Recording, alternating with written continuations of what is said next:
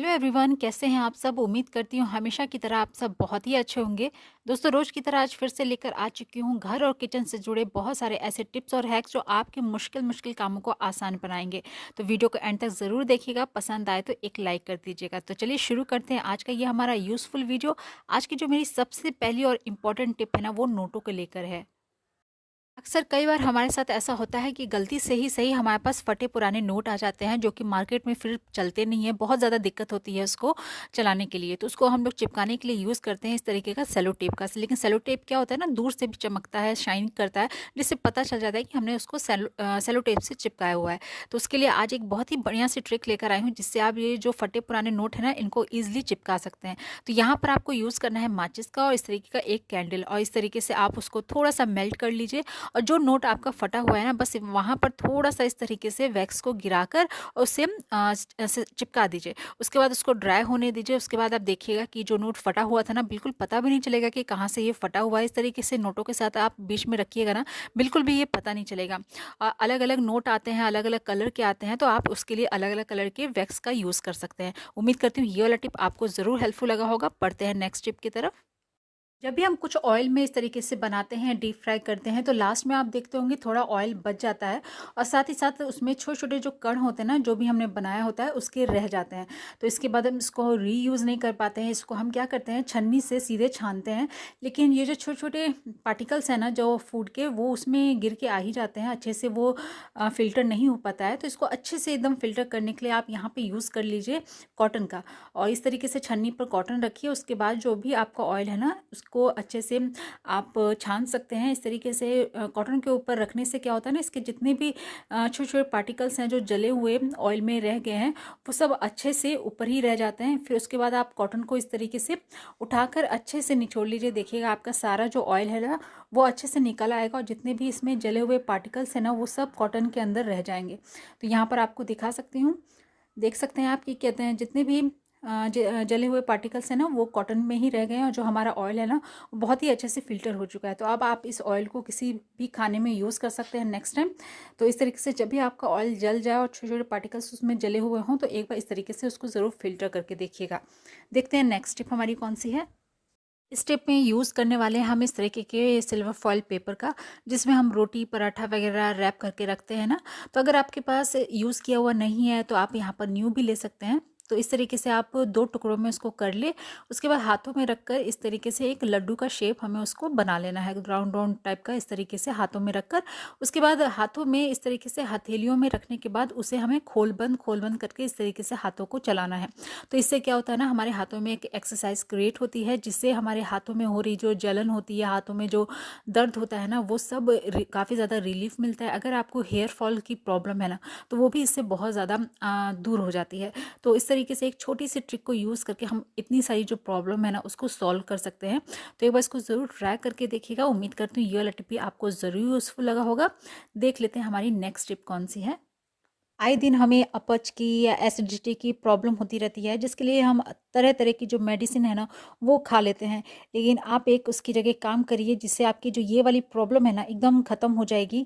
बस छोटी सी टिप है, उसको आप यूज़ करिए और आपकी ये इतनी सारी जो प्रॉब्लम है, अपच की, एसिडिटी की, ये सारी जो दिक्कतें हैं ना, ख़त्म हो जाएगी और आपको ये जो मेडिसिन आपको लेनी पड़ती है ना, वो आपको लेनी नहीं पड़ेगी। तो उसके लिए आप क्या करिए, डेली लाइफ में अपना है ना, ये जो सौंफ होता है ना, इसको खाना स्टार्ट करिए। अगर आपको बहुत ज़्यादा एसिडिटी है, तो आप सौंफ को ऐसे भी खा सकते हैं, या फिर आप इसको पानी में रखकर ओवरनाइट के लिए फूलने के लिए रख दीजिए और सुबह में खाली पेट जो है ना, इसका जो पानी होता है ना, उसको आप पीजिए। तो बहुत ही अच्छा ये हमारा एक हेल्दी ड्रिंक भी बन के तैयार हो जाता है। और इतनी सारी जो दवाइयाँ हैं ना, हम लेते हैं जब हमारी जो तबीयत ख़राब होती है, तो वो भी हमें नहीं लेनी पड़ेगी। और ये हमारा जो इतना अच्छा जो औषधि का ये काम करेगा ना, इसको आप अपनी डेली लाइफ के रूटीन में आप इंक्लूड करिएगा ना, तो आपको बहुत ही ज़्यादा आपकी हेल्दी लाइफ भी होगी और आपका जो शरीर है ना, एकदम हेल्दी और फिट रहेगा।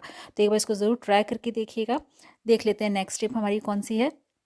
अगली टिप में हमें यहाँ पर लेना है एक इस तरीके का बर्तन और हमें गैस पे इसको चढ़ा देना है।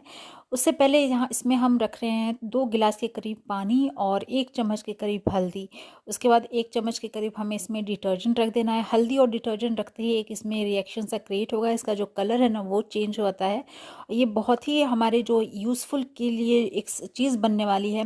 हम जो लेडीज़ होती हैं पूरे दिन काम करती हैं और हम अपने लिए बिल्कुल भी समय नहीं निकाल पाते हैं, तो उन्हीं कामों को अगर हम कुछ आसान बना ले तो हमारे लिए काफ़ी सारा जो है समय भी निकल जाता है। तो जब इसमें अच्छे से एक बॉयल आ जाए, अच्छे से जो पानी है ना वो खौल जाए, तो इसको आप यूज़ करिए अपने सिंक एरिया में। कई बार ऐसा होता है ना कि सिंक हमारा जो है जो उसके में फूड पार्टिकल्स फंसने से क्या होता है, उसमें ब्लॉक हो जाता है, पानी अच्छे से निकलता नहीं रहता है। तो ये जो हमने हल्दी और डिटर्जेंट का पानी गरम गरम तैयार किया है ना, इसको आप अपने सिंक के ड्रेन में रखिए। तो इससे क्या होता है कि जितने भी ब्लॉकेज होंगे ना उसमें जो कण फंसे होंगे वो अच्छे से निकल भी जाएगा। और 10 से 15 मिनट ऐसे ही आप रहने दीजिए। उसके बाद आप इसमें नॉर्मल पानी रख दीजिए। तो जितना भी चिकनाई उसमें जमी होगी और जितना भी गंदगी उसमें जो जमी होगी, और तो ये जो गर्म पानी हमने रखा है उसके बाद ये ठंडा पानी रखने से वो सब अच्छे से ड्रेन हो जाएगा। तो एक बार इसको ज़रूर ट्राई करके देखिएगा। बढ़ते हैं नेक्स्ट टिप की तरफ। अक्सर हम लेडीज़ के साथ ये प्रॉब्लम होती है कि जब हम रोटी बनाते हैं ना, तो इस तरीके से जब हम रोटियों को सेकते हैं तो हमारी जो उंगली है ना वो भाप से जल जाती है। उसके बाद इसमें बहुत ज़्यादा जो है जलन होता रहता है। तो आप उस वक्त एक काम करिए, हम रोटी तो बनाते ही रहते हैं, उस वक्त हमारे पास आटा भी रहता ही है। तो बस आप इस तरीके से थोड़ा सा गुथा हुआ आटा ले लीजिए और इस तरीके से थोड़ा सा उसको फैला लीजिए।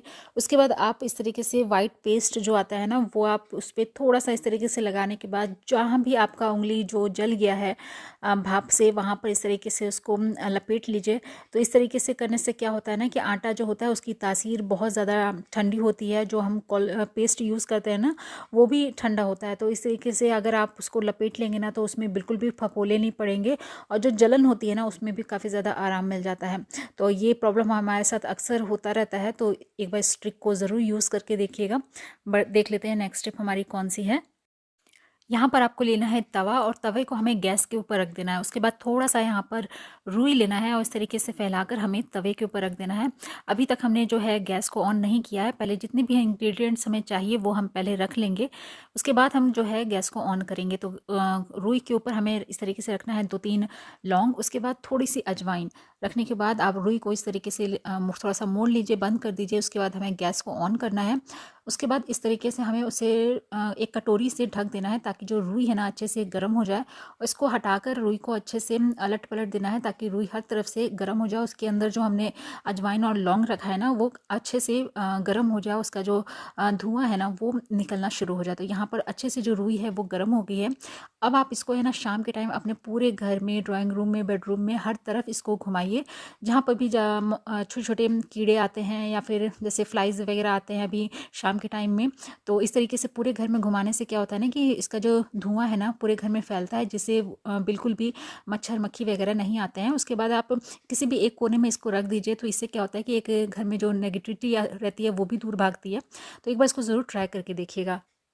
तो दोस्तों यहीं पर आज के वीडियो का मैं एंड करती हूँ। उम्मीद करती हूँ आज का वीडियो आपको ज़रूर हेल्पफुल लगा होगा। वीडियो अच्छा लगा है तो लाइक शेयर ज़रूर करिएगा। अगर आप चैनल पे पहली बार आए हैं तो प्लीज़ इसको सब्सक्राइब करना ना भूलिएगा। कल फिर मिलती हूँ एक नए वीडियो के साथ, कुछ नए टिप्स और ट्रिक के साथ। तब तक के लिए अपना ख्याल रखिएगा। Good bye.